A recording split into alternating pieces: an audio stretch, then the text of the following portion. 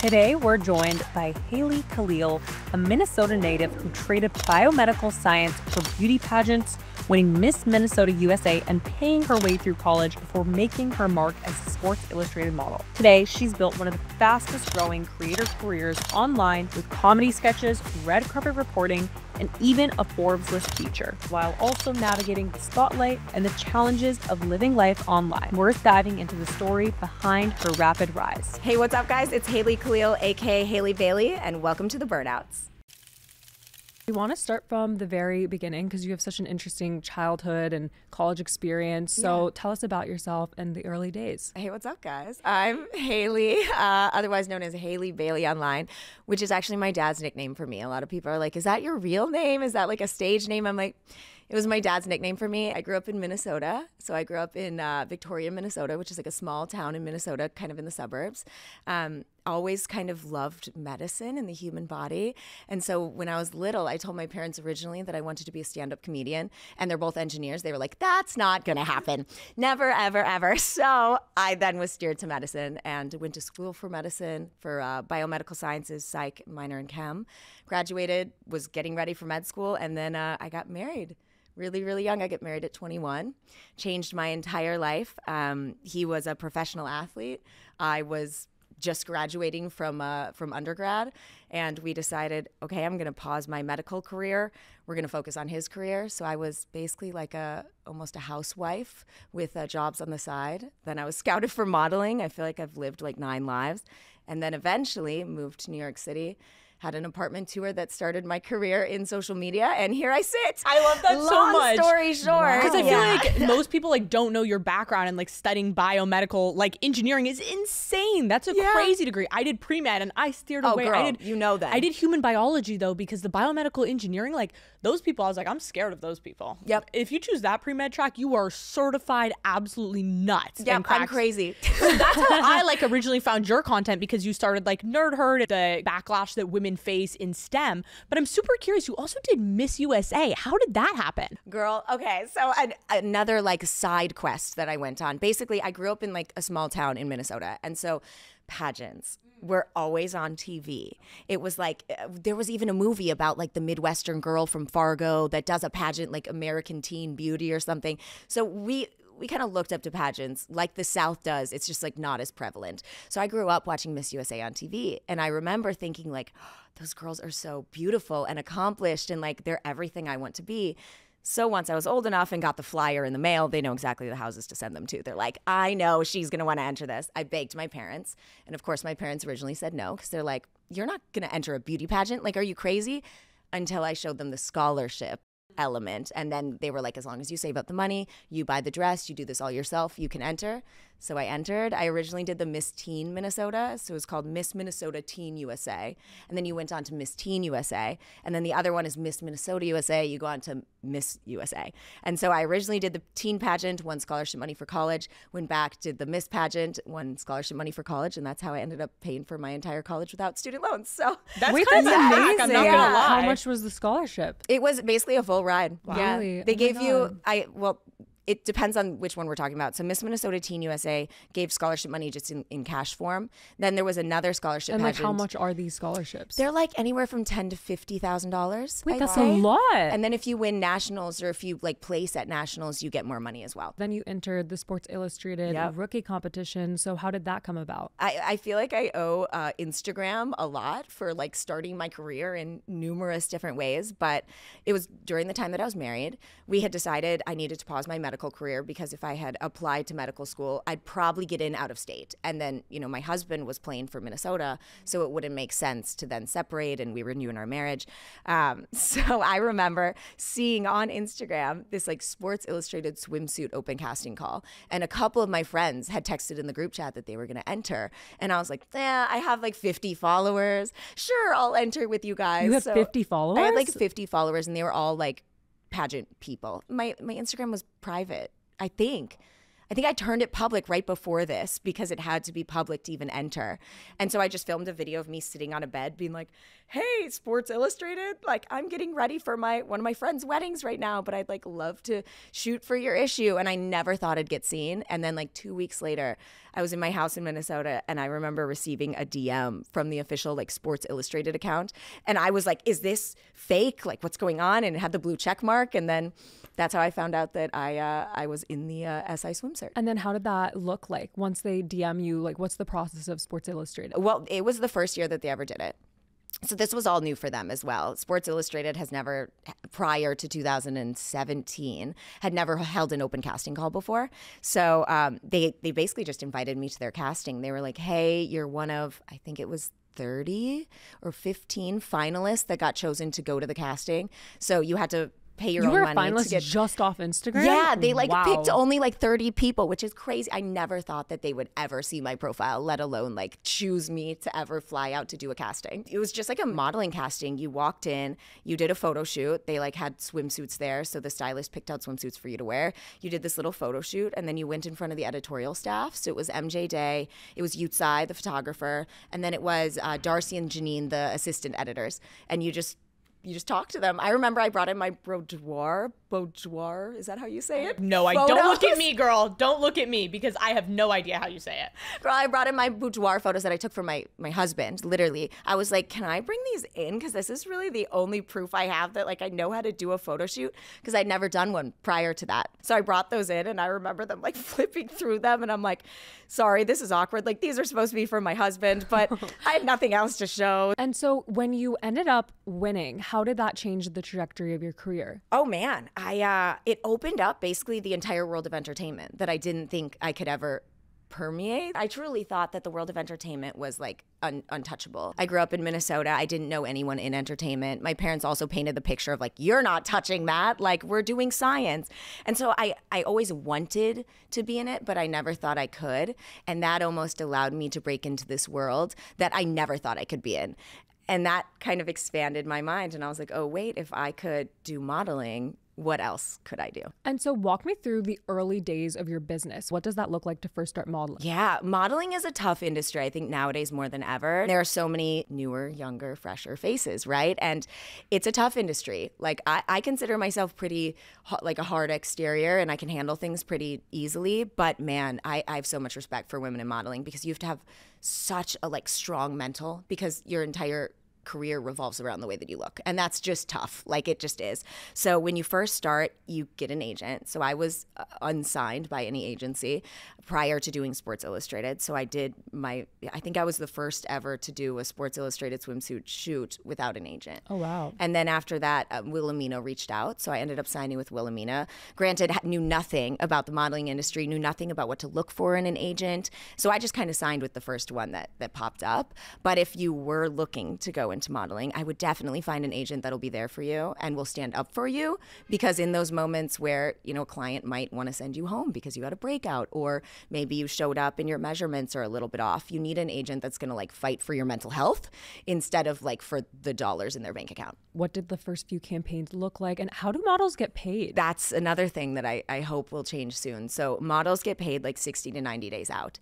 So a lot of times you're working and you will not see that paycheck for 90 days. So it's really hard living in New York, a really expensive city, to even plan your life. And you're also very young, and you're also starving half the time. Like, the modeling industry is really difficult. For me, I was a new face, and I also had no idea what I was doing. So I was just taking the advice of anyone who would give it. I'm really curious how you developed, because this hard exterior that you have of being able to take feedback, or being in these modeling jobs where people are ridiculous and sending you home if you have a breakout. Do you have any tips for young women who are feeling insecure and how they develop that? For me, I was bullied like mercilessly. I went to like a small church school almost growing up. And you know, when you go to a small school, you only see a few people, and those people tend to bully you. So I was bullied pretty badly, like growing up in middle school. And then I begged my parents to send me to the public school. I was like, please send me to the bigger school. And eventually they did. But then I was the new kid coming from like the weird church school.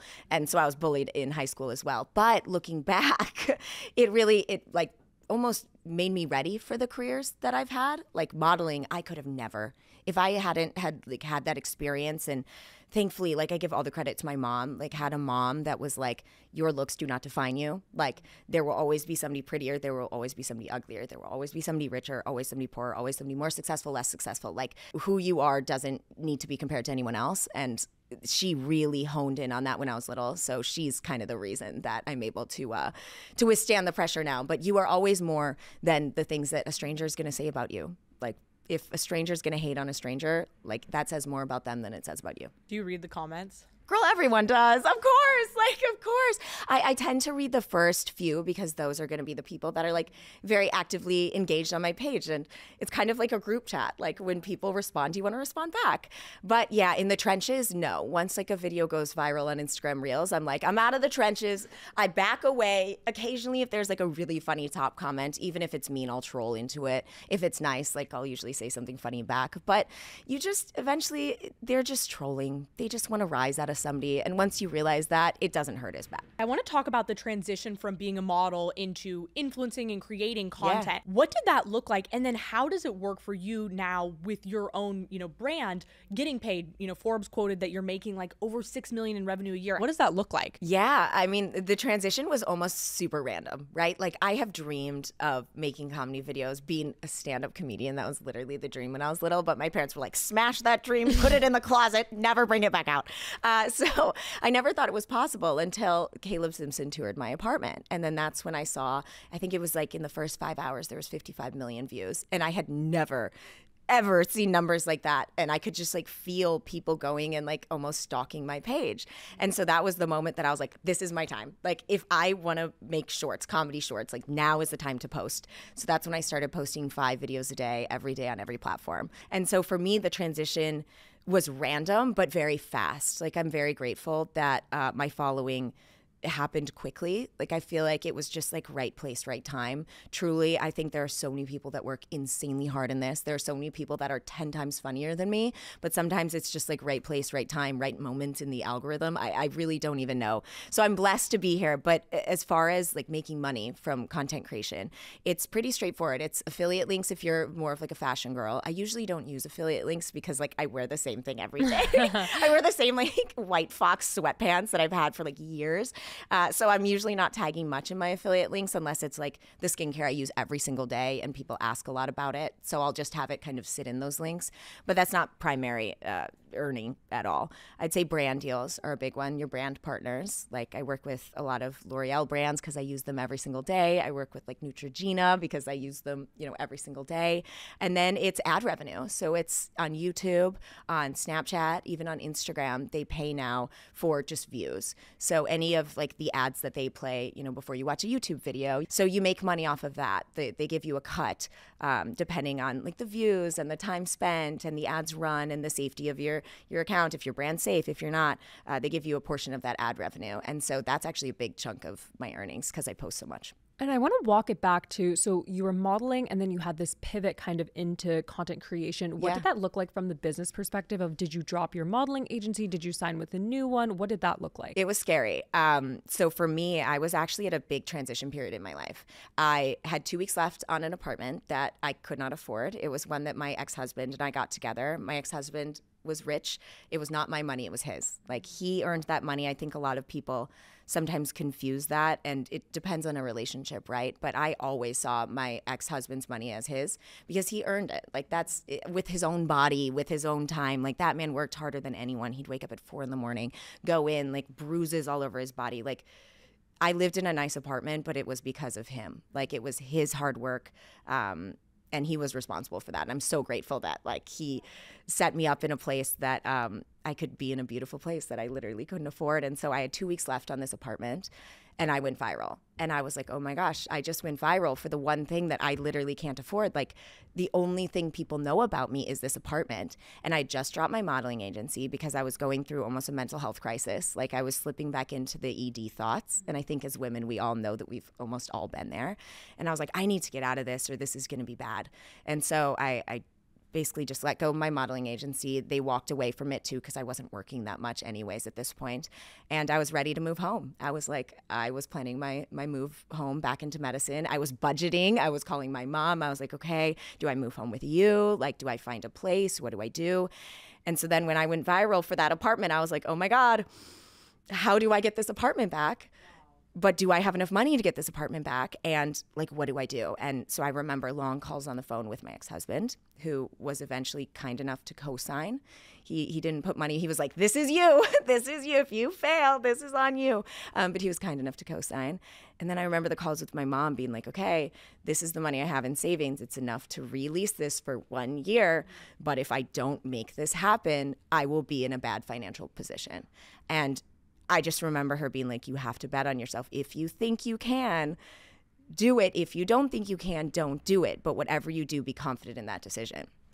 And eventually I re-signed the lease and it was off to the races. I was like, I have to post these videos because I really want to make this happen. Like, this is such a big dream of mine, and it's also such a competitive place. And it's, so yeah, I started posting, and then I re-signed the lease with the last bit of money that I had in my account that I had saved up from modeling. And I took that financial risk, and I'm really, really happy that it paid off. At that time, how many followers did you have? Oh, like I had mostly men, I think, from Sports Illustrated. So I probably had like 100,000, but they were all men, like 99% men. And after the video, how many followers did you gain? I like hit 1 million pretty quickly on TikTok, and then on YouTube within like a month, I think I hit 1 million. And then it switched very quickly from men. The men fell off as I stopped posting swimsuit photos and started posting comedy videos. And then my girls started joining the club. What are your biggest content hacks in terms of creation? Because you talk a lot about creating your own content. Are you still posting 5 times a day on every channel? Are there channels you feel like are underserved where you're making more money, where you're able to get more views or grow your audience? Yeah. What does your content calendar look like, and what tips do you have? Oh, man. I think first tips, just do what feels natural. Everybody's audience is so different, and everyone's content strategy is so different. Like, what works for Mr. Beast might not work for me. What works for PewDiePie might not work for me. Like, what works for me might not work for them. So it's very like tailored to you, to your style. So don't like force yourself. If you see those videos that are like, I posted 80,000 times a day and you have to do this, you don't. Like, there's no real secret to success online besides like you have to be authentic to what feels right for you. So if you're straining yourself to post 5 times a day, do not post 5 times a day. Find a posting schedule that works for you. For me, I love being online. Like, I am so chronically online, it's like almost bad. Like, I will see everything. I love every trend. So yeah, I still post quite frequently, but now I don't think I push myself when I'm feeling in a low mental place. I used to almost push myself and punish myself, like when I didn't post as much as I wanted to, just because like I'm so blessed to have the career that I have. And how dare I wake up and ever feel like I can't film a video? Like, I'm lucky to be here. But now if I'm having like a time where I'm not doing okay because of things that are said online or something going on in my life, maybe I'll post a couple videos instead of like pressing to post 5 every single day. That is honestly good that you were able to set those boundaries for yourself and realize that in the beginning you had to be scrappy, do everything, but now you can take a step back and chill a little bit. I think that's really good for you. And so when you put everything on the line, you were like, I need to go after this or I won't be able to sustain myself. When did you have the unlock of I can actually start to monetize the followers? Ooh, so for me, I remember sitting there and just on YouTube, I had it pulled up and I was like, with 100,000 subscribers and posting this many times a day, how much ad revenue would you make? And I just kept looking up like, okay, with 200,000 subscribers. And again, now that I'm in this, I know there's no clear-cut answer because everyone's page is different. Like, tech monetizes at a higher value than comedy does. So like those values are all different. But I remember just sitting there thinking like, how many times do I need to post? What are the views that it needs to get for me to afford my rent? And thankfully, because of YouTube, because of the way that the monetization works on YouTube, they had just started monetizing shorts. It eventually, I think within the first 2 months I was able, or I think the first month I was able to afford my apartment. Just from the views? Just off of the ad revenue from YouTube. So outside of brand deals, the ad revenue from YouTube. That's why I tell people, don't sleep on YouTube. Do not sleep on YouTube creators. I know so many TikTok creators that do not have a YouTube channel.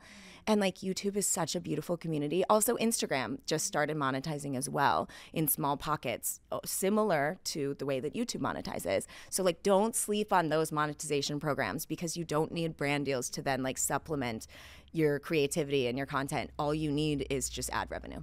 Wow. And if you don't mind my asking, like, what was that revenue target you wanted to hit to cover the rent? I wanted to hit about $50,000 a month, just because after taxes, after, you know, you pay for your apartment, which is really expensive. Like that's kind of my main cost is the apartment. And then I have 3 dogs, which they love to eat garbage off the streets of New York. So vet bills, I think, are my second highest cost. Valid. Very valid. I really wanted to hit $50,000 a month off of ad revenue alone from YouTube.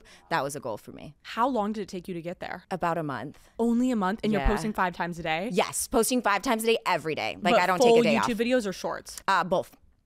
But primarily I focused on shorts because it was a new program. So they were pushing shorts. And it was also just kind of the new medium for the group of young women that were watching my content. Like, a lot of Gen Alpha and Gen Z prefer shorts. You set a goal and you hit it in a month. That's amazing. But I couldn't have done it without, like, the only reason I hit the goal is because a bunch of women, like were cool with me, and I'm really grateful for that, because if it wasn't for them hitting like or commenting or being like a part of like the satire, that I would have never hit those goals if it wasn't for them. And why do you think that people have resonated so deeply with your content? I don't know. I'm just really happy that they do. Like, I try to keep it, I hope I try to keep it real. Obviously we've all made mistakes as content creators, and I think in comedy you like almost have to find your voice, but it's tough because you don't know like what you can joke at, what you can't, like, and you figure that out eventually. Did you end up realizing over time, if I do a specific thing or if I have a specific series that gets more views or anything like that? Billionaire Boyfriend, I think, was my first. Yay! Billionaire Boyfriend, I think, was the first thing. That was the first series I ever did. And I'm really grateful that it took off, especially on YouTube. And for people who don't know, what is Billionaire Boyfriend? Ooh, okay. So Billionaire Boyfriend, the backstory on that is the apartment tour. I remember feeling so like, oh my gosh, I'm known for this apartment that like I can't afford. And then on top of that, the entire comment section was like, she's not affording this. Women can't afford apartments like this. And I was like, this is insane. I need to prove them wrong. But at the same time, I also want to use that, because if they're saying this about me, they're saying this about women who can afford their apartment. Like, there's a woman out there that is in a nice apartment and they're saying the same thing. So and I was by the like, way, you did end up affording it. And I did in a month. So I'm like, thank God. But also I wanted to make a satirical, like, I love social commentary. That's why I love like South Park and things like that, because like nobody's safe. Like, even the creators of it, they make fun of themselves. And so for me, I was like, they want a man that pays for my life. I'm going to give them a man that pays for my life. And so William was born. I also had just exited out of, not my ex-husband, but a relationship after that, a very verbally and eventually physically abusive relationship. And so I was also dealing with that emotional kind of stress of, I'm finding my own voice, and like I'm coming out of this place of like I'd been controlled for so long. So I used some of that too, just to like almost make fun of it to help get over it. And so William was born. He was a controlling, very controlling, almost emotionally like overbearing boyfriend that paid for my life. And I think a lot of women related to those feelings of control and the feelings of like feeling like they need to have a man pay for them and all these things. But I hope I delivered it in like a comedic way that was fun to laugh at and giggle at, so it wasn't as like hard to digest. I want to talk about divorce generally, because there's such a stigmatization in our society of women who do get divorced. And I'm saying this as someone who's never been married, never had kids, but I've watched my mother go through this. Yep. Because my parents had a very, very public divorce. And I see in every single interview she does, they're trying to tie it back to my father or the divorce or pitting on questions around that. And I think there is such an onus we put on women in society when a marriage isn't working to have the woman make it work and to make it, you know, get through, or this idea that, you know, she has to be the person to fix it. So I'm curious how that, you know, have you faced backlash from getting a divorce? How do you think about that? And then just talk me through more about the emotional processing of your past, you know, abusive relationship as well after the divorce. Yeah, divorce, it's so funny how stigmatized it is. It's crazy. Like, especially on women, it does. It almost falls on the shoulders, and they're like, how did you fail? And you're like, you can have a moment where two people, just my ex-husband is the greatest man. Truly, I am blessed to have ever had him in my life, truly. And I'm grateful that he's still a part of my life. Like, he's married now. He loves his privacy. So I always put a disclaimer like, guys, please respect his privacy whenever I talk about him, because I would hate to have my, you know, like business skyrocketed to, you know, every media, whatever, just because my partner is involved in social media. So The loveliest person. We got married very, very young. We also had a very different ideas for what we wanted in the future. He wanted kids very young, and I wasn't ready. I had some health issues that we were dealing with. So there was just a lot going on there, and we just decided we are just supposed to be friends. Like, we aren't meant for each other romantically. Do you regret the marriage? No, not at all. Like, he taught me so much, and I'm so grateful I got to see like the good in a man. Like, in New York, sometimes in the dating world, like you forget that good men exist, and he's such a good man. Like, we shared a lawyer through our whole divorce. We were on the same phone plan until that's last crazy. year. Sure, that is not a Burnouts piece of advice we're getting people. On the same phone plan until last year. Wow. Like, we are so chill. We're both very similar people, and we're like, we loved each other, and we still do love each other in like a very friend way. Like, he is a great person, and why wouldn't we separate in a way that's kind to each other? And so, like, he left the divorce with what he came with, and I left the divorce with what I came with. And it was really easy, but still to this day, there will be articles that are like, I don't want to say his name for, privacy reasons, but it'll say his name, ex-wife, makes Forbes list. And it's like, why are we still assigning a woman's success to... I never even touched social media like very much, except for in the modeling world when I was married to him. And still they'll tie him into it, which is just crazy. So I understand the pressure. Truly, they'll continue to try to tie it to your ex for as long as you live, even if it's been 7 years. It's insane. But then after that, I think I was lucky that I didn't blow up during the time of the divorce, right? So a lot of people don't even know that I was married. I talk very openly about it, but unless you've seen a podcast or watched my long form videos, I have a couple on YouTube where I talk about processing divorce and loss. You wouldn't even know. So I was lucky in that almost like mainstream media wasn't involved in my divorce the same way a lot of influencers, when they rise and then they get a divorce, TMZ's involved, and they're stirring up drama, and they're trying to pit you against your ex. And like, I'm very grateful that I wasn't in the public eye when I was going through my divorce. After you get a divorce, especially when you're married young, you don't really know what you're looking for in a relationship, and you fall into toxic cycles very, very easily because you almost like start needing somebody. You don't want to admit it, but you're so used to having your best friend there that you almost like cling to anyone. And that's where I fell into an abusive relationship, because somebody love bombed me, and he seemed like the perfect dream man that would rescue me after this divorce, and he didn't care that I was divorced and all this stuff. And then that's when the toxic cycle starts.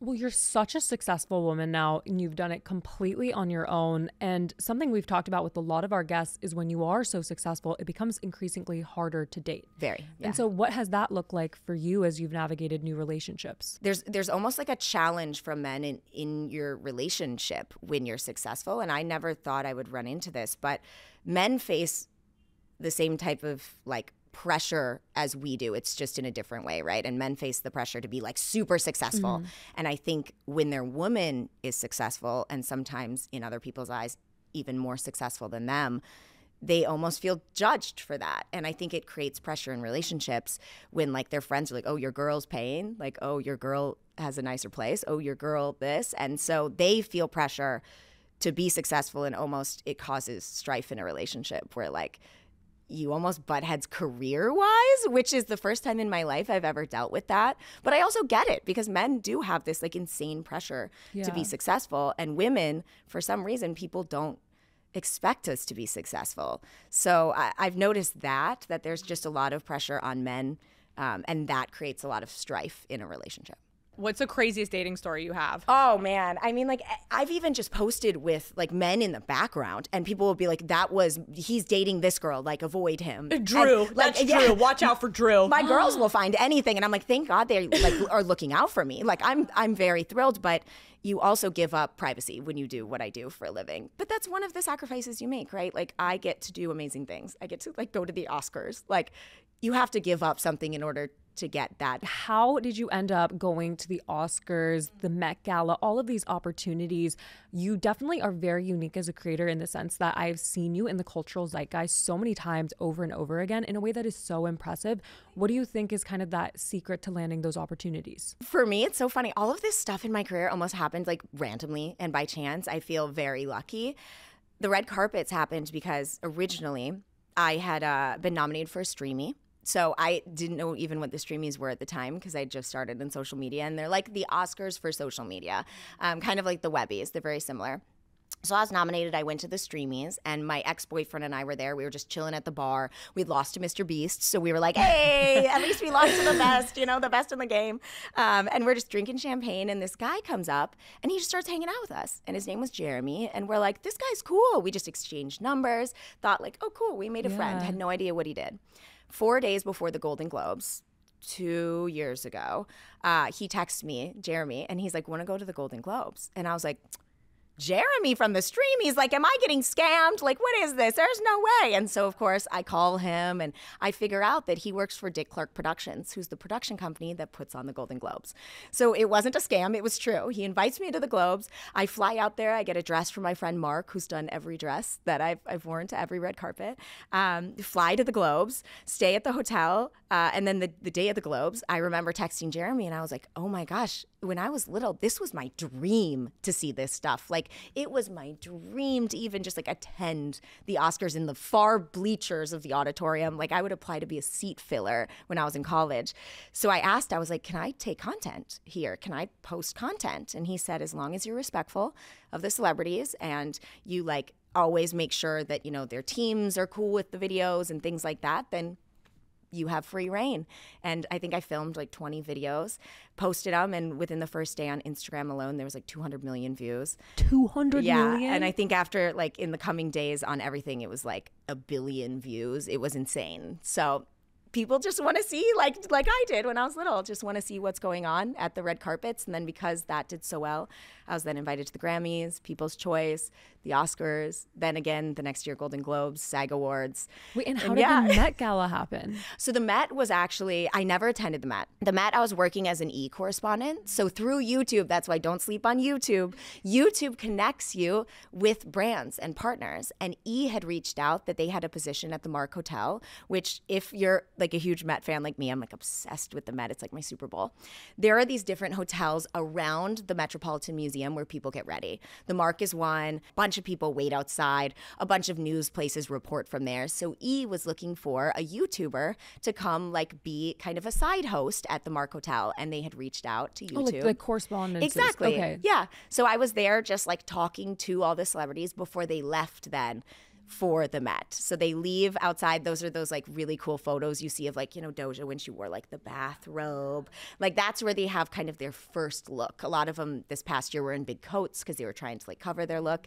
And then they reveal it at the Met, which is like 5 miles up the road. I know that there was a controversy after the Met. You had made a video and the Marie Antoinette joke. So why did you decide to post the video, and then what did you think when people responded? Yeah, that actually, like, first off, before I even get into it, I am forever sorry for what happened that day, and I am forever sorry for posting something with an audio that would ever make anyone feel less than, make anyone feel like I was mocking a situation. Like, that was a very tense time, and I know we're still going through tense times.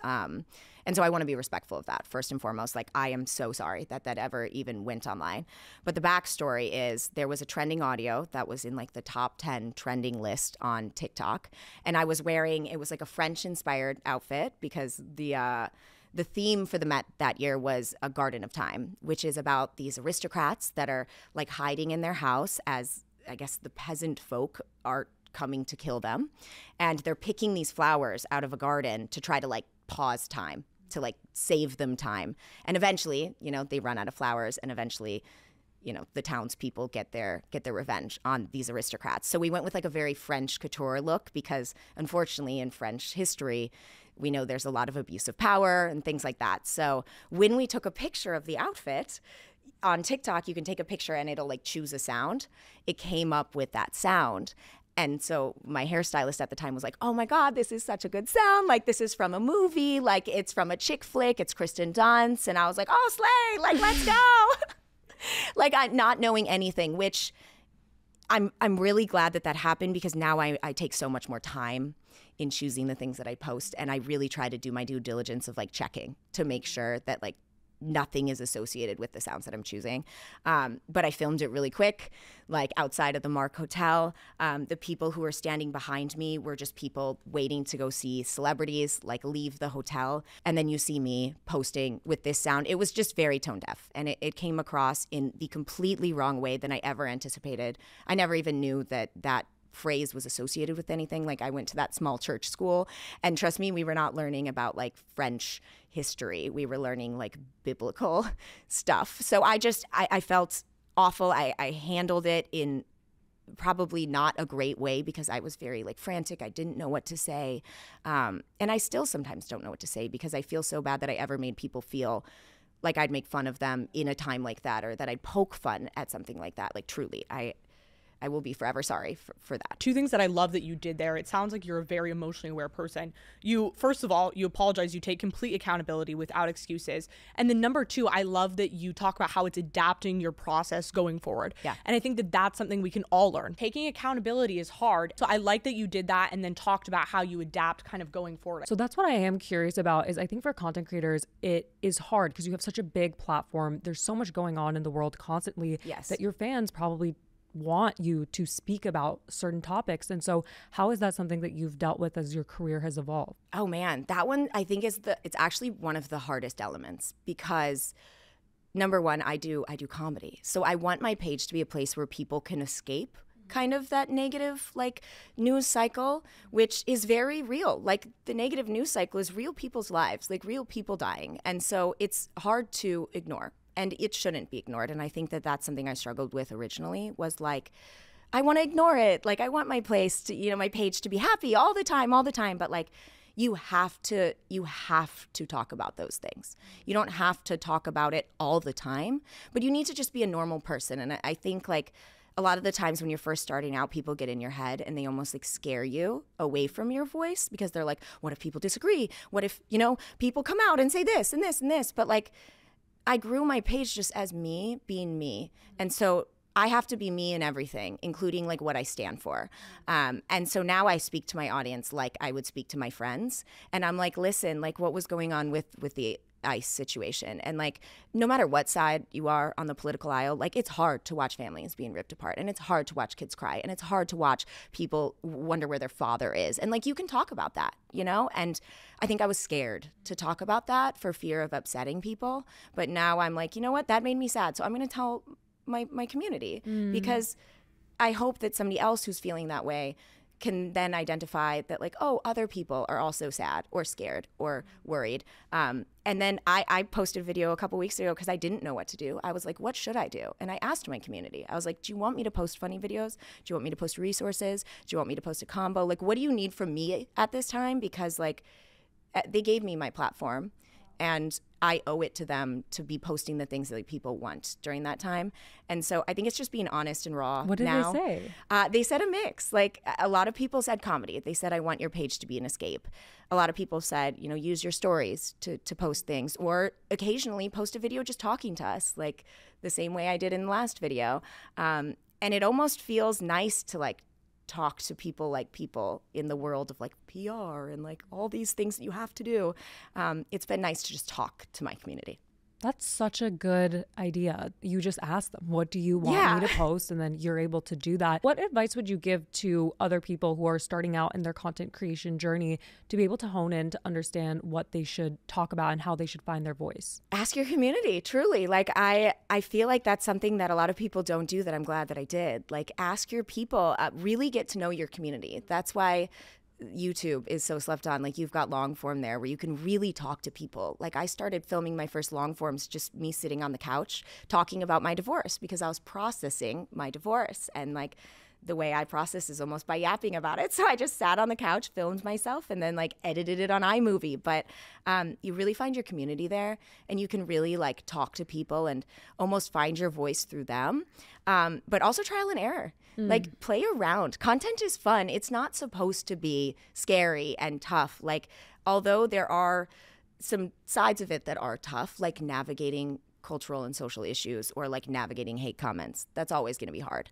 But content's fun. Like, I feel very blessed that I get to do it because it's so much fun. So like, play around with it. Like, really try all the craziest things you've thought of, all the weirdest ideas. Like, play around in your community will help you hone in on your voice. I know so many people who have huge audiences, huge followings, and they struggle with the monetization piece of not knowing, okay, I have a community.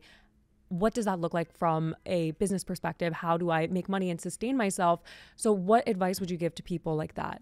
For me, I think first and foremost, try to sustain just your everyday costs with ad revenue. Like, you don't want to be the content creator that has to consistently look for like a branded content deal in order to make money, or you're going to eventually sign on to branded content deals that aren't authentic. You know what I mean? If you're constantly chasing that and you're like, I have to pay my rent, like I need to sign something, make sure that you have that ad revenue that's just like consistently coming in so that you're not just pulling off of these like one-off brand deals that eventually you could, you know, be working for a product that you don't actually believe in. And we never want to be in that side of content.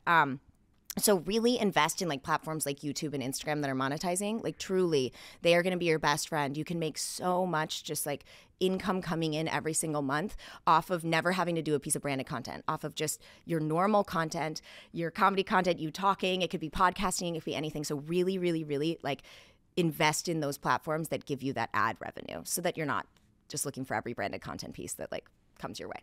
And then what does it look like if you look at the estimated like $6 million you made, if you were to break that down, what percentage is the ad revenue? What percentage is the brand deals? Walk us through, what is your business empire? Oh man, the brand deals I'd say are a big chunk of it because you sign like long-term deals with your branded partners and you have certain posts throughout like the year that you post with them. So I'll sign like a few long-term deals, but the ad revenue is probably over $1 million, just ad revenue. So that's just the stuff coming from like YouTube. So like you can make really, really good money just off of that. That is shocking. I did not know that. Oh my God. So, like same with Snapchat. Like Snapchat, there was a time where you could make $25,000 from one video, one 10-second video. And that can still happen on YouTube. Like one of my most viral shorts, it's like a video that's like 20 seconds long, has made me like $20,000. Same with Instagram. Instagram's bonus program, they're like starting it out, which I'm very thankful that because content creators are scared of, you know, like investing their time and energy into this if they're not going to make money. And these accounts like Meta, YouTube, they make so much ad money. So like it's nice when they give you a cut. YouTube gives more of a cut to the creators than to themselves. That's why a lot of people love YouTube. But invest in these, like on Instagram in the bonus program, on the views on just like Reels, if you get like, I think like 10 million and up views, you get like $1,000 a video. I mean, these are 10-second videos. So like, don't sleep on these programs. Truly, don't sleep on these programs because like you don't need to be reaching out to every single brand. Like you can really get that money in ad revenue. You have great financial acumen. I love that you know all these numbers, you're connecting them together. And then what does like an ad deal look like? How do you make money from a brand deal? What does that typically look like? Yeah, it's just like you work with a brand. There are rates that I don't even know how they're calculated. I feel like my manager can answer more. There's like industry standard contracts that you usually sign with these like big corporations that they set the rate. So it's like they know with, you know, your engagement, with this many views. Like what's views. a typical ballpark? It completely depends. It's really, okay. It really completely depends. Like I'll work with people sometimes just because I really like I like their product. Like there are certain times that I'll work for a company almost for free because I like what they do. Or it's just a natural, organic thing. Like I love Neutrogena makeup wipes. I don't think I've done a brand deal for Neutrogena makeup wipes, but I use them in so much of my content 24/7 because I use them. So it's like those are the deals where you'll sign on to like a long-term partnership. And that's usually set by those companies. They're such big companies that they have these standardized rates.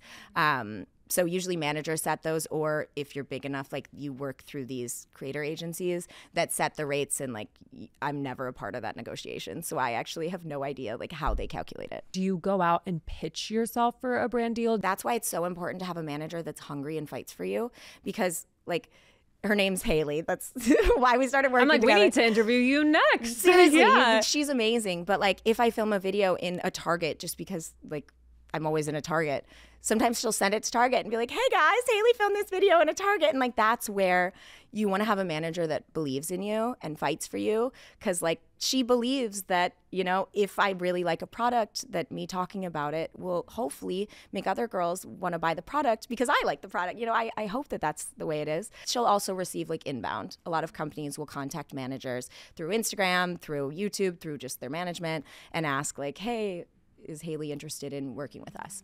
Yeah, so it's both. So you need a hungry manager. You need a hungry manager because there's just so many content creators out there, and I think we're inundated too with like ads. There's just so much out there. So being really selective and finding like a manager that fights for you and is like authentic in the brand deals that you choose is really important. Over time, as you've been getting all of these brand deals and now are named like one of Forbes top creators, what are the email hacks that you've learned that we can give to our audience? Okay, I'm gonna credit my manager because I do not know any of the email hacks. She is a monster on email. I am horrible at email. So like she handles that. I feel like it's a dream team of the two Haleys like coming together. It's perfect. It's like Haley squared. I'm like, ooh. But no, for her, she will usually use like pieces of content that I've filmed organically and send them to brands. So like I was talking about with Neutrogena, right? Like I use the makeup wipes in everything. In every video, if I'm taking off makeup or using makeup, you're probably gonna see a Neutrogena makeup wipe. She'll take that video or a collection of videos, send it to Neutrogena, be like, Haley Baylee times Neutrogena. And we'll be like, hey, you know, she filmed these. They performed really well. She really loves the brand. Like, let's set a call. Let's do something. And here's why. Like, her views are doing this, or like she's going to the Oscars, or she's going to be at the Golden Globes soon. Like, this would be a good time to capitalize on like red carpet content. Or she keeps it short, but she'll use a video that I already have posted that's organic and send it to the brand. And your audience then appreciates it because they're like, oh, I heard her talk about Neutrogena last week. Now she has a brand partnership with them, but I don't think it's an ad because she already was talking about it. Yep. You always like authenticity is everything online, especially I think when you're talking to women, we can sniff out like inauthentic really, really fast. And I think Gen Z and Gen Alpha, especially in the digital space, are really, really good at sniffing that out because like they've seen ads their entire life and they're like, ew, no swipe. So like staying authentic in your brand partners is so important. Like, do you turn down just big all the deals? Time. Constantly. If it's something that like I don't use, I have a lot of young followers. And my biggest fear is ever that there is a young girl who like saved up money to buy something that I advertised and then it's a piece of garbage. Like I owe that to her to not do that to her. You know what I mean? The only reason I have my platform is because of young women like her. So I owe that to them to never advertise something that I do not use and that I would not spend my own money on. I really respect that. That's Thank awesome. you. And something I wanted to circle back to that you said I thought was really interesting is that you said my revenue target was $50,000 because after taxes, after all these deductions, then that's how much I'm left with. You make this money on paper, but then there's all these things that are subtracted from it. What does that look like for creators, like the typical costs? Ooh, taxes are high. Wow. Oh my gosh. And like you don't even realize because I was used to like a salary position in my old jobs, right? When you're paid salary, it gets deducted right away out of your paycheck. Like you don't even have to think about it. And then at the end of the year, you know, I wasn't making, I'd say more than $75,000 a year. So I was getting money back. I had no idea. You have to pay in. So for me, I pay quarterly. Just because of the amount of money you make, you'd hate to like have to pay like $4 million in at the end of the year, but you anticipate 60% of your money is going to go to taxes. 60%? Living in New York City, yeah. Oh, yeah. It's like insane. You have state tax, which I believe our state is one of the highest, if not I think California and then New York. Also, like at the same time, like I want to pay my fair share. And then what about, because there's the management fee deduction. And management, yeah, it's anywhere. I think industry standard in film is 10 up to, I think it's up to 25 in digital. It just completely depends on your manager and the deal that you have. I know people that are at 10. I know people at 15. I know people at 20 and 25. I'd say it just completely depends on your relationship. But yeah, the management gets a cut as well. But they deserve a cut. Like my management hustles. So she deserves what she takes. And then you also have the cost. Like a lot of content creators like Darman, right, have like studios of people that film. For me, it's just me and my phone. Like I have an assistant that's one of my best friends. She actually worked as an executive assistant before she worked for me. And when she quit that job, I was like, oh, we're already friends. Like, I really need help. I'm drowning. Can you help me? And so she helps like with my dogs and my Google Calendar. But after that, everything is just me. And what would you say for someone who's trying to build like their platform as, you know, even like a founder, a writer, a designer, a creative? What's the first thing that they should invest time into? Is it just banging out content? Is it finding that manager? Is it finding the right team? What would you say is the first kick point that they need to start at? Finding your voice is good. You can't build a business off of something that doesn't exist, right? So like you need to find your voice because your voice is your business. So comedy has always been the way that I've dealt with trauma or like with anything hard in my life. I'm a dark joke kind of person. Like when bad things happen, like, you know, my background is my dog who died 2 years ago, ripped my heart from my chest, like one of the hardest things I've gone through. She's my background on my phone. And when people are like, oh, is that your dog? I'm like, yeah, she's dead.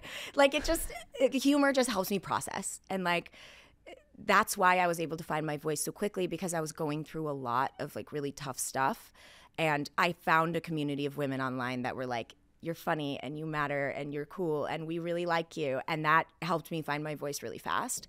But everyone's different. Some people, it's just like setting up a phone and like doing a get ready with me and like talking and just like getting it out. Like Katie Fang, like she cried while doing her makeup, getting ready for work. And that's what catapulted her to where she is now. So like everyone's moment is different, but like really just like find what makes you happy. What's next for you? You've done so much. I mean, you've literally gone from 0 to 100 overnight. You're still doing so much yourself. When you look at the next 5-10 years, what are your other biggest goals? Ooh, I love content so much. So like there's a lot of people that use content to like jump off to write a book or to like go be in movies or to like start a podcast or, you know, whatever it is. I love content. So like if I did this forever, I would be very happy. Like I truly love like brain rot, like gutter internet. I love it. I love it so much. I love being in the trenches. But for me, I love traditional media because I was so obsessed with Hollywood growing up and like the award shows and like the reason I'm so excited to be on those carpets is because that was like my dream.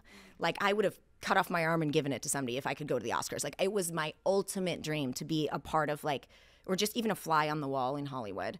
So I also really love humanizing Hollywood because I've gotten the chance to meet so many amazing people like that are A-listers that are just as confused how they're famous as like anyone else would be. And they're such real people. And I feel like because of like PR teams and like, you know, this screen in front of them that you don't get a chance to see that they're real people. So I'd love to do something like a marriage between the digital world and Hollywood that like humanizes Hollywood because like for so long I think they've dehumanized themselves as being like elite and like untouchable and like so many of them are so cool. Yeah. And like I wish people saw that. So I would love to do more with like getting A-listers to do like digital sketches. It's so fun seeing like your favorite A-list celebrity, like an Olivia Rodrigo doing like an internet trend. It's just like, it's fun. It's like a marriage of two worlds and it makes us feel closer as people. Like we're not as far separated.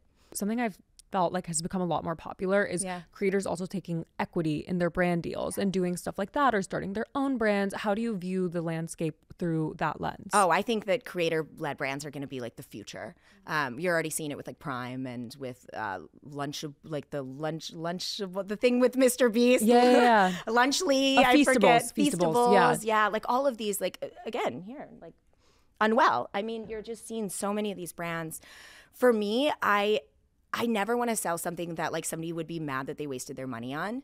So for me, like before I ever like released a brand, I would have to like really like think about it. And like it would probably have to be something that's like $3 because I feel uncomfortable selling anything for more than that. But yeah, I think that there's a lot of space to explore there. And equity deals, you saw it with Poppy. I mean, with like Alex Earl and Poppy, like these companies are being acquired for a lot of money. So there's so much there to play around in. It's just you can't release something that feels inauthentic. And then final pieces of advice that you would want to leave our audience with from everything you've learned over the last few years. Oh man. If I can do it, you can do it. Like seriously, I had so much self-doubt in this. I truly, after I got divorced and when I was like about to move out of my apartment that I'm now living in, which is crazy, I felt like very rock bottom. Like I felt very like I failed at life. Like I'm going to move home. I'm divorced. I don't have a career.